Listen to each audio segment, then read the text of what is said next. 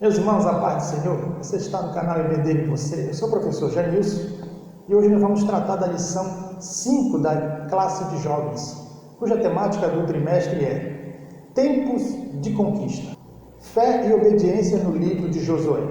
Hoje a lição de número 5 tem por título Confirmando o Conceito. Deus vai confirmar, Deus vai reafirmar o seu compromisso com o povo de Israel através desse conceito. E eles, por outro lado, também reafirmarão o seu compromisso com o Senhor, seu Deus. Vamos à lição.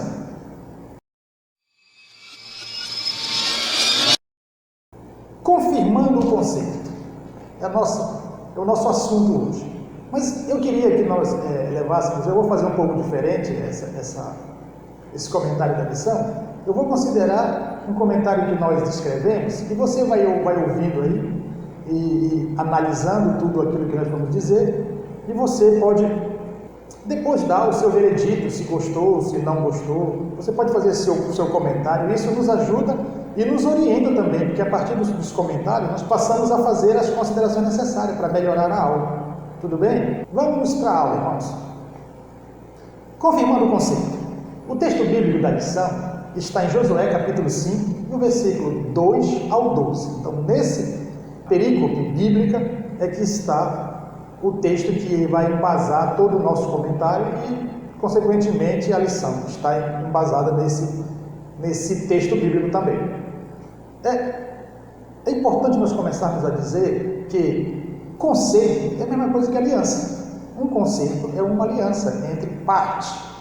A introdução nós colocamos assim: concerto é o mesmo que aliança. O Senhor é um Deus de compromisso, isso é fato. Deus é um Deus de compromisso. E Ele se compromete mediante as suas alianças. É por isso que nós vamos perceber no Antigo Testamento várias alianças que Deus fez com os homens, com o povo de Israel especificamente. Deus fez uma aliança com Abraão, Deus fez uma aliança com Davi, chamada aliança davídica, né? E todas essas alianças demonstram Deus se comprometendo com os homens, com as pessoas, com o povo, porque Deus é um Deus de compromisso. Então, Deus fez aliança com Noé, capítulo 9 de Gênesis. Deus fez aliança com Abraão, capítulo 17 de Gênesis. E depois Deus fez aliança também com o povo hebreu, através de Moisés, Êxodo 24. Então, perceba que Deus é um Deus de aliança. E depois, todos nós sabemos, temos a maior de todas as alianças, que é a aliança feita, né, no sangue de nosso Senhor e Salvador, Jesus Cristo. Esta última aliança, que foi feita no Sinai, a partir desse episódio que nós vamos estudar, 40 anos anteriores, que é essa aliança que será reafirmada. Essa aliança reafirmada também significa a reafirmação da aliança feita com Abraão. Por isso, duas cerimônias serão feitas, 2 atos litúrgicos serão feitos. Veja, eu coloquei assim: uma vez que haviam atravessado o Rio Jordão de modo excepcional, dariam início à tomada da terra. Perfeito. Atravessaram de forma potentosa, com aquele milagre do Senhor, abrindo o Rio Jordão, né, fazendo como que represando a água para que eles pudessem passar em terra seca. Eles não passaram no meio da lama, mas foi em terra seca, e ainda tiraram pedras do meio do rio e fizeram um memorial conforme a orientação do Senhor, nessa localidade chamada Gilgal. Continuando. No entanto, o Senhor queria que primeiramente o povo considerasse a aliança que já havia sido feita no passado. Veja, Deus não está fazendo uma nova aliança, Ele está reafirmando aquela que já havia sido feita com o povo no Sinai.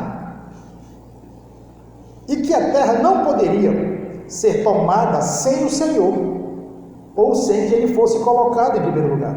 A realização da circuncisão e da Páscoa era o reconhecimento de que o Senhor os havia trazido ali e queria lutar ao lado do povo e pelo povo. Josué foi encarregado de conduzir o povo a uma renovação do concerto já feito em tempos passados. Veja, então, como eu disse, não era um concerto novo, já havia sido feito e agora está sendo reafirmado, está sendo confirmado novamente. O primeiro tópico da lição é a circuncisão, um pacto de Deus com os hebreus. Veja que a circuncisão começou lá com Abraão, que é o pacto de Deus com Abraão, capítulo 17, e esse rito deveria ser transmitido às gerações. E Deus diz de forma perpétua, ou seja, perpetuamente, sempre, todo macho hebreu ou descendente de Abraão deve entrar na aliança de Abraão através da circuncisão. Isso era feito quando ainda se era criança. Aqui nós vamos ver que há adultos entrando nessa aliança e submetendo-se a esse ritual da circuncisão. A circuncisão era um sinal, um selo no próprio corpo da aliança entre o Senhor e o patriarca Abraão, que deveria ser guardada nas suas gerações. Então, uma marca no próprio corpo. O subtópico primeiro do tópico 1, diz assim: aceitação do pacto abraâmico. Diz assim: para todo hebreu, aceitar a circuncisão era entrar na aliança de Deus com Abraão. Qualquer hebreu do sexo masculino que não entrasse nessa aliança deveria ser extirpado do povo. Perceba, todo hebreu, por isso a responsabilidade era dos pais, especialmente do pai, de cuidar, para que o filho fosse circuncidado. E a partir da circuncisão da criança, aquela criança ou aquele descendente, aquele filho, entrava na aliança de Deus com Abraão.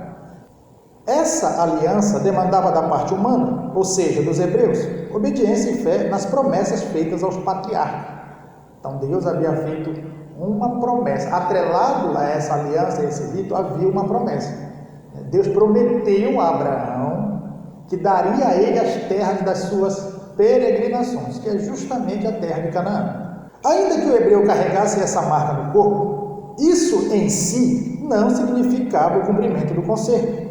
A atitude de fé e obediência a Deus e a sua palavra passada por Moisés a Josué era que confirmaria a veracidade da aliança representada pela marca que carregava no corpo. Então, veja, além do rito em si, há a necessidade de se crer, de se obedecer à palavra do Senhor. Era essa obediência, era a prática dessa obediência que confirmava essa aliança. Subtópico 2 do tópico 1 diz a marca de Deus. Veja, nós vamos observar no Antigo Testamento e em toda a Bíblia que Deus marca pessoas. Você vê Deus marcando, por exemplo, Caim no capítulo 4 de Gênesis. Nós não sabemos o que era essa marca que eu identificava, mas era uma marca. E, pelo que nos dá a entender o texto bíblico, isso era uma marca visível, de forma que as pessoas podiam identificar Caim. Então, Caim foi marcado por Deus. E a gente vê Deus marcando pessoas na Bíblia. A última referência que nós temos de pessoas marcadas são os 147 mil em Apocalipse capítulo 7, que são marcados na testa. Mas perceba a diferença. Enquanto que no Antigo Testamento nós temos Deus marcando pessoas de forma mais físicas, em hipótese alguma deixando de lado a questão da fé e da obediência à sua palavra, mas a marca era mais física. Quando nós olhamos para o Novo Testamento, que é o período da igreja, nós percebemos uma marca mais espiritual. Por exemplo, esses 147 mil que são selados na testa, parece que dá a entender que é mais uma marca espiritual, não é uma marca visível, física. O selo do Espírito Santo em nossa vida é uma marca espiritual. Então, no Antigo Testamento nós temos umas marcas físicas e no Novo Testamento nós temos umas marcas espirituais. Continuando, meus queridos. Há de se atentar para um ponto com relação a essa questão das marcas no Antigo Testamento.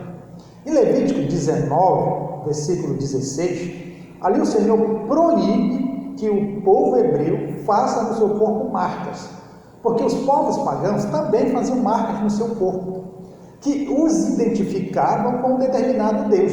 Ou seja, aquela marca que era feita no corpo, aquela marca dizia que aquele devoto pertencia àquele Deus. E o Senhor proibiu o povo hebreu de fazer isso. Por quê? Porque eles já tinham uma marca. Então fazer uma outra marca seria se identificar com outro Deus, além de fomentar a idolatria. Então Deus, em Levítico 19, proíbe, né, todo tipo de marca no corpo. Talvez, eu coloquei aqui, a circuncisão feita em uma parte do corpo que não ficava visível a qualquer um, isto é, a mocha. Então veja, enquanto os povos pagãos tinham marcas visíveis no corpo que dava para se perceber, os hebreus eram num lugar onde não ficava visível para todos, né, a morte, já que era uma marca no seu órgão genital. A circuncisão, você pode pesquisar, mas ela é mais ou menos como se fosse uma cirurgia de fimose. Ela é mais ou menos isso, né? Então, quem tem uma noção do que é uma cirurgia de fimose, vai entender o que é uma circuncisão. É interessante, meus queridos, nós percebemos uma coisa.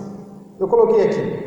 É interessante perceber que a geração que saiu do Egito, ainda que circuncidada na carne, não era no coração. Quer dizer, essa geração que passou os 40 anos no deserto, ficaram no deserto por causa da falta de fé. Dessa geração que saiu do Egito, nós sabemos pelas Escrituras Sagradas que só Josué e Caleb entraram na terra prometida, porque foram os dois que exerceram fé. Enquanto os espias que foram enviados por Moisés para observar a terra vieram e deram testemunhos de falta de fé contrário, Josué e Caleb se prontificaram dizendo: não, a terra é muito boa, o povo lá de fato é um povo grande, mas se o Senhor se agradar de nós, prevaleceremos contra eles. Por causa dessa atitude de fé, Josué e Caleb adentraram a terra prometida e a nação incrédula morreu no deserto. Motivo que os levou a ficarem prostrados no deserto. E Paulo explora isso em 1 aos Coríntios, capítulo 10, versículo 5. Paulo fala desse episódio da falta de fé da geração anterior, não dessa geração que vai entrar com Josué, porque essa geração é os filhos dessa geração incrédula que, por causa dessa falta de fé, morreu no deserto. A falta de fé da geração que saiu do Egito provava o coração incircunciso deles. Então veja, a geração tinha marcas no corpo, havia uma circuncisão em uma determinada parte do corpo, mas não havia uma circuncisão do coração. Paulo, quando vai falar de circuncisão no Novo Testamento, ele vai dizer que a verdadeira circuncisão é aquela que é feita no coração, que é acompanhada com a fé, com a obediência à palavra de Deus. O subtópico 3 do tópico 1 diz assim: uma marca que era um requisito para ser um guerreiro. Ser um circuncidado era ser um descendente de Abraão, de corpo e alma, isto é, no corpo e na fé de Abraão. Estar circuncidado era dizer que pertencia a Deus, que estava aliançado e protegido por Ele. É somente a partir dessa compreensão que entendemos Davi com tanto ímpeto e coragem para enfrentar Golias, a quem chamou de incircunciso. Se todo incircunciso deveria ser extirpado no meio do povo hebreu, então Golias deveria ser extirpado da face da terra, pois era arrogante e incircunciso. Pois a sua arrogância e incircuncisão era uma afronta ao Deus único e verdadeiro. Veja bem, se essa era a marca para o guerreiro, que só poderia fazer parte do exército, aquele que havia entrado na aliança de Abraão, porque o exército era o exército do Senhor, era o exército de um Deus santo, então deveria ser identificado com esse Deus, e a identificação se dava pela circuncisão. É nesse sentido que a gente vai entender, como eu acabei de dizer, de ler, a situação de Davi. Por que Davi ficou tão indignado quando viu Golias afrontar o exército do Deus vivo? Quer dizer, Davi partiu do seguinte pensamento: se um incircunciso no nosso povo deve ser extirpado, esse incircunciso que afronta o exército do Deus vivo também deve ser extirpado da terra. Por isso é que a gente vê Davi com tanto ímpeto, porque ele entendia que ele estava na aliança de Abraão, ele entendia que ele pertencia ao Senhor e que ele era guardado pelo Senhor. Veja, então Davi se sente ali qualificado nesse sentido para enfrentar aquele incircunciso. Um guerreiro circuncidado demonstraria fé e submissão ao pacto de Abraão, e não somente fazia parte do povo, mas também do exército do Senhor, e portanto poderia lutar as guerras santas do Senhor. Em várias ocasiões, Davi foi identificado como aquele que lutava as guerras do Senhor, as guerras santas do Senhor. Tópico 2. Um lugar chamado Gilgal. E eu escrevi assim: ali tornou-se um lugar de compromisso e humilhação perante o Senhor, uma vez que as fortes dores se sentiu, testemunhava que estavam dispostos a entrar e submeter-se à aliança de Abraão. O que eu quero dizer com isso? Que aquela circuncisão que antes era feita em crianças, agora passou a ser feita em pessoas adultas. E essas pessoas suportaram dores. Inclusive o texto diz, o capítulo 5 de Josué, vai dizer que eles tiveram que ficar um tempo ali, alguns dias até que sarasse. E eles suportaram aquela dor. Se numa criança isso já é dolorido, imagina numa pessoa adulta. E essa dor que eles sentiam demonstrava que, de fato, o fato de eles terem se submetido àquele rito era uma prova de que eles estavam se submetendo a Deus, ainda que debaixo de dores. O primeiro subtópico do tópico 2 diz assim: um lugar de aliança. A circuncisão e a Páscoa celebrada em Gilgal fez com que os hebreus deixassem para trás anos difíceis de deserto e começassem a projetar um olhar para o futuro. Veja, ali aquela circuncisão falava com que eles entenderam que aquilo não só era apenas um rito, mas aquilo demonstrava uma nova fase da vida, olhar para frente, para o futuro. Os anos de deserto agora ficavam para trás. Afinal de contas, eles já haviam atravessado o rio. Foi em Gilgal que levantaram o memorial e confirmaram a aliança de Abraão e comemoraram novamente a saída do Egito com a Páscoa. Porque a Páscoa para o judeu é a comemoração da saída do povo hebreu do Egito. Todo judeu comemora de ano após ano esse êxodo, essa Páscoa, e todo judeu conta como foi que Deus, de forma poderosa, tirou o povo hebreu do Egito. Então isso é passado de geração em geração. A expressão hoje revolvide sobre vós o opróbrio do Egito, por ocasião da circuncisão, pode significar, veja, no capítulo 5, o versículo 9 diz: disse o Senhor a Josué: hoje revolvide sobre vós o opróbrio do Egito, pelo que o nome daquele lugar se chamou Gilgal até o dia de hoje. Então, veja, Gilgal significa justamente isso, tirar, remover. E que opróbrio era esse que estava sobre o povo hebreu? Há um debate sobre o que seria esse opróbrio. E eu penso que seja exatamente o que eu vou começar a ler, de acordo com a percepção de alguns comentaristas. A expressão revolvide sobre vós o opróbrio pode significar: hoje vocês foram aceitos por mim. Eles até então não haviam entrado na aliança de Abraão, não. Era um povo incircunciso, aquele que atravessou o Jordão. Ponham fim a toda a zombaria que os egípcios fazem de vocês. A partir de hoje serão um povo livre, com uma terra própria, não mais escravos em terra alheia como no Egito. Então, esse opróbrio, eu acredito que seja exatamente isso.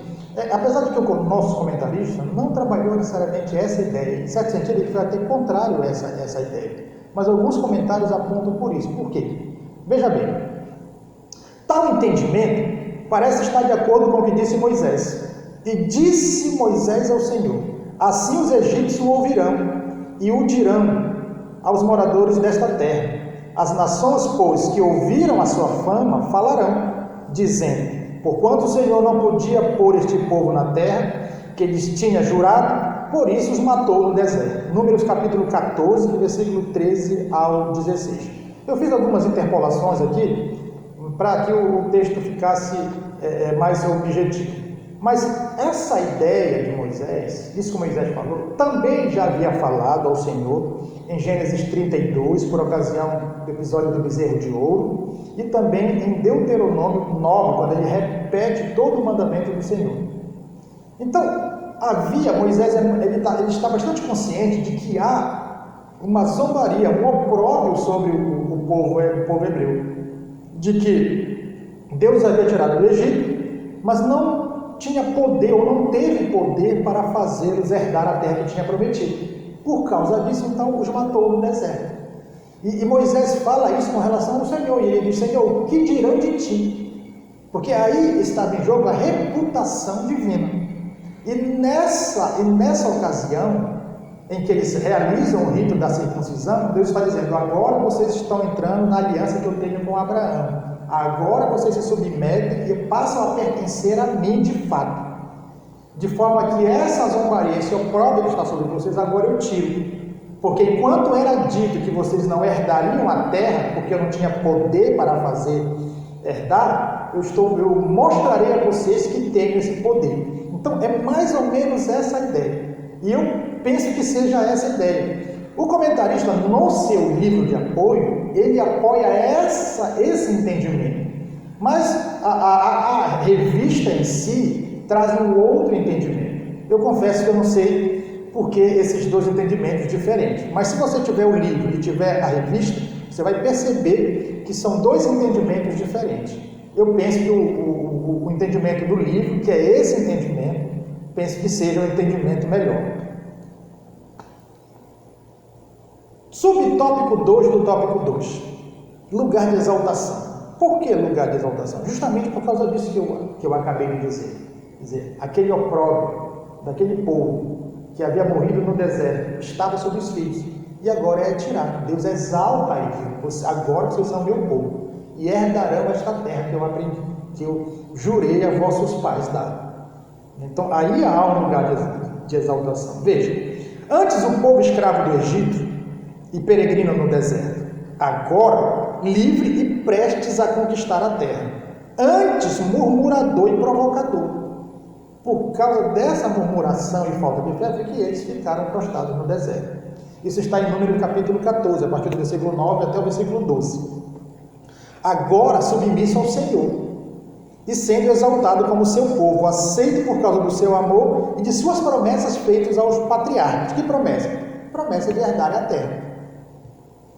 Esta segunda geração, que não celebrou a primeira e a segunda Páscoa, e que não viram o mar vermelho se abrir, herdará a promessa desprezada pela geração anterior por causa da incredulidade. Então veja, houve uma celebração no Egito, que é a celebração da saída, houve uma celebração no Monte Sinai da Páscoa, e depois, durante 39 anos, especificamente, eles ficaram sem a celebração da Páscoa. Então, agora, antes de adentrar, antes de tomar posse da terra, o conceito a aliança é reafirmada, eles entram na aliança de Abraão pela circuncisão e passam a celebrar a Páscoa depois de 39 anos. Por isso que ali é chamado, o comentarista tratou como um lugar de exaltação. O subtópico 3 diz, lugar de prosperidade. Por que lugar de prosperidade? Porque até então, a providência de Deus para o sustento do povo era o maná. A partir dali, o texto bíblico vai dizer que o maná cessou. Por quê? Porque agora o povo de Israel poderia desfrutar das benesses da terra, poderia agora comer o fruto da terra. Eles entenderam agora o que significava a expressão terra que mana leite e mel. Por isso que o comentarista trouxe a ideia de um lugar de prosperidade, porque eles iam herdar uma terra fértil, no qual eles iriam comer o fruto. Tópico 3. A celebração da Páscoa. Depois de haverem circuncidado, agora, e reafirmado o seu compromisso com Deus, entraram na aliança de Abraão, se submetido ao Senhor, agora eles vão celebrar. Veja, a Páscoa realizada no Egito, ela é uma Páscoa de saída, é uma celebração de saída, é uma cerimônia de saída, de proteção, porque o sangue do cordeiro foi passado nos umbrais da porta, né? E ali era mais eficaz. Por quê? Porque aquele sangue de fato identificava a casa dos hebreus e fazia com que o anjo da morte, o anjo destruidor, não adentrasse a essas casas, mas passasse por cima. Então, eu escrevi assim: desde que os israelitas saíram do Egito, o povo deveria celebrar a Páscoa ano após ano em suas gerações, como determinara o Senhor. Esta celebração lembrava os israelitas que o anjo destruidor poupou os primogênitos israelitas da 10ª praga lançada sobre o Egito. Então vamos voltar agora para o subtópico 1 do tópico 3, que é a primeira Páscoa.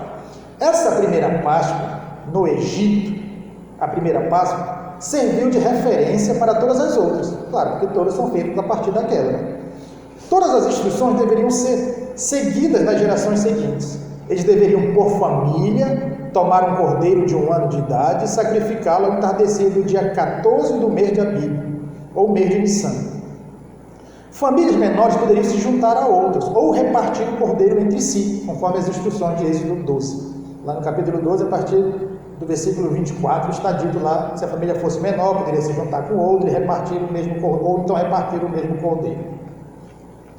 Parte do sangue do cordeiro imolado deveria ser passado nas ombreiras e nas vegas da porta de cada casa. Veja, eles deveriam fazer isso, mas deveriam crer.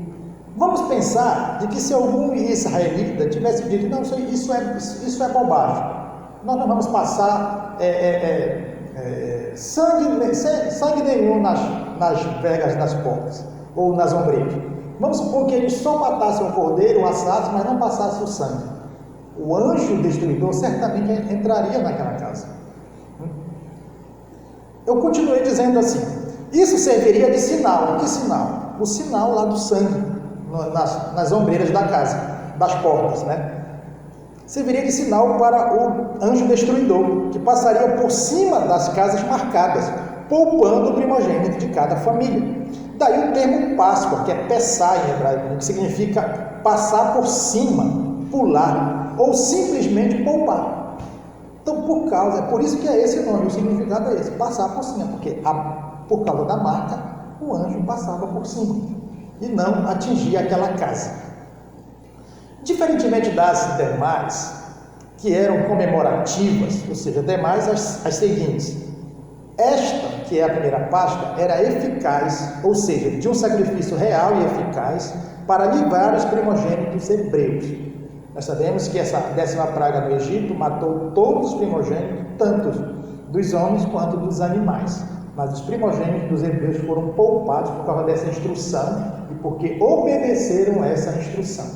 Veja que não é só o rito pelo rito, a prática pela prática, a religião pela religião. É necessário fé e obediência na palavra de Deus.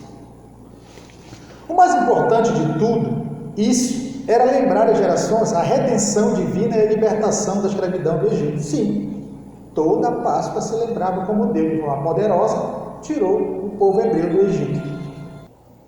Continuando. Agora, depois de mais ou menos 40 anos, esse episódio potentoso do Senhor é lembrado e comemorado.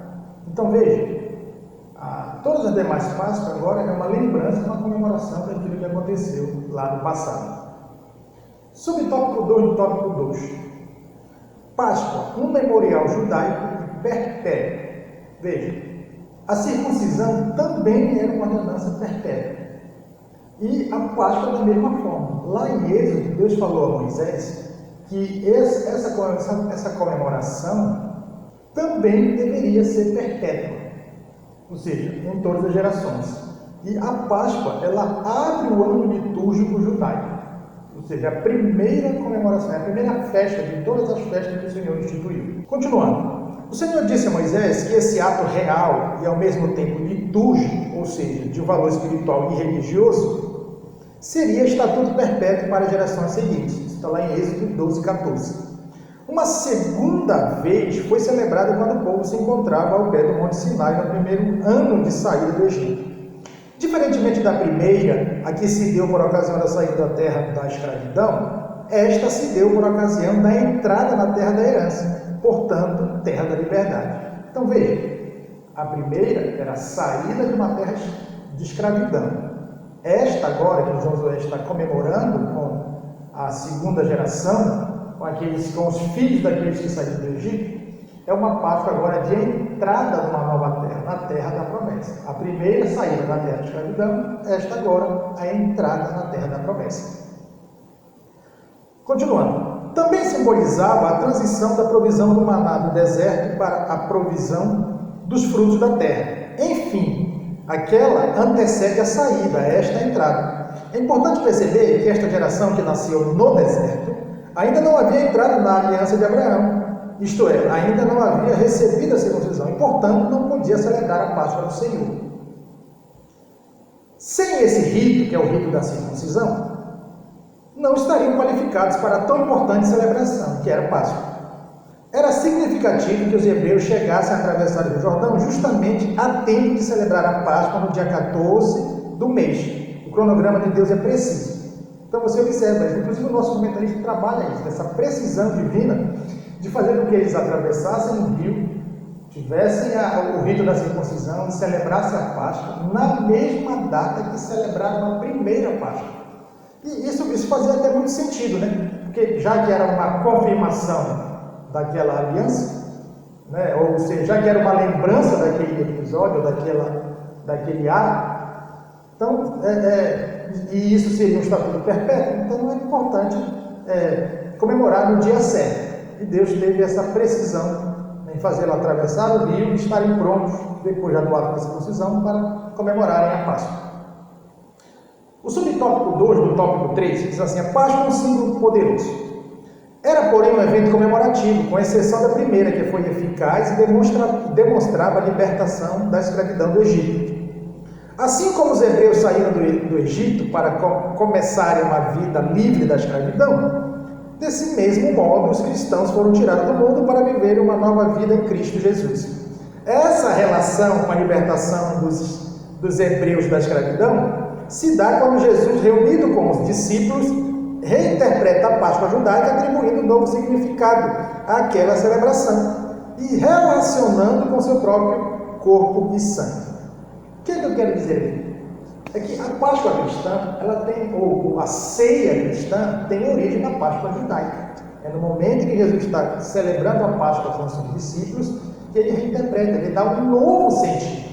Ele diz que agora ele se apresenta como o Cordeiro de Deus e que agora o pacto é feito no seu próprio sangue, na sua própria carne. E por isso que ele disse: este é o meu corpo, esta é a minha carne, o meu corpo, e este é o meu sangue derramado em favor de muitos. Ele está fazendo referência ao Cordeiro, lá da primeira Páscoa, que o sangue passado na porta livrou os primogênitos. Agora é um sangue que livrará muitos homens. É óbvio que os homens que exercem fé, que aceitam o sacrifício do Cordeiro, de Cristo, também está fazendo uma referência ao Cordeiro que morre em sacrifício para que o pecador fosse perdoado das suas ofensas. Continuando. Agora ele, Cristo, apresenta-se como o Cordeiro Pascal que derramará o seu sangue para tirar os pecados do mundo, ou seja, dos homens. O que já havia sido antecipado por João Batista por ocasião do batismo de Jesus, que disse: eis o Cordeiro de Deus que tira o pecado do mundo. João 1:29. O sangue que livrou os primogênitos hebreus da morte, agora se cumpria no sangue de Cristo, que foi derramado por nós, para nos livrar da morte eterna. Portanto, assim como a Páscoa judaica trazia à memória a libertação da escravidão do Egito, assim a ceia cristã nos faz lembrar do sacrifício de Cristo para nos libertar da escravidão do mundo. Então veja essa relação que há entre a Páscoa judaica e a ceia cristã. Os judeus lembram a libertação da escravidão do Egito, os cristãos na ceia lembram o sacrifício do Senhor que nos libertou da escravidão do mundo. Eu quero concluir dizendo assim: depois de 40 anos de caminhada no deserto, finalmente adentraram a terra prometida. Posto isso, atravessar o Jordão significava começar uma nova etapa na história do povo hebreu, e Josué foi comissionado por Deus para conduzir o povo nessa nova etapa. Uma vez que iriam começar uma nova fase, nada mais justo do que entrar em concerto com o Senhor, seu Deus. Para tanto, realizaram o rito da circuncisão e celebraram a Páscoa, submetendo-se ao Senhor e aos seus propósitos. Então veja aqui, Josué foi encarregado disso. que levou à frente esse projeto. Inclusive, é o livro que nós estamos estudando. E a gente observa que o subtítulo do trimestre é Fé e Obediência no livro de Josué. Josué, ele foi um dos servos mais obedientes a Deus na Bíblia. Por isso ele foi escolhido para tamanha missão. Então, em Gilgal, lugar onde Deus removeu o opróbrio dos hebreus, é um lugar onde eles entraram na aliança de Abraão pela circuncisão e reafirmaram e celebraram a Páscoa com comemoração, celebração, fazendo referência à libertação do Egito. Amém? Então, se você gostou desse comentário, comenta aí. Se você desejar adquirir esse nosso comentário, está aí na descrição do vídeo, no blog EBD e Você. Lá você encontra esse pequeno artigo, esse pequeno escrito, com certeza vai lhe ajudar para a sua aula. Eu também gostaria de pedir a você que você se inscreva no canal, que você acione o sininho e que você dê o seu like. Isso nos ajuda para que nós nos sintamos incentivados a fazer outros vídeos. Comente aí, dê a sua sugestão. A sua sugestão certamente nos ajudará. Deus abençoe a todos, em nome de Jesus.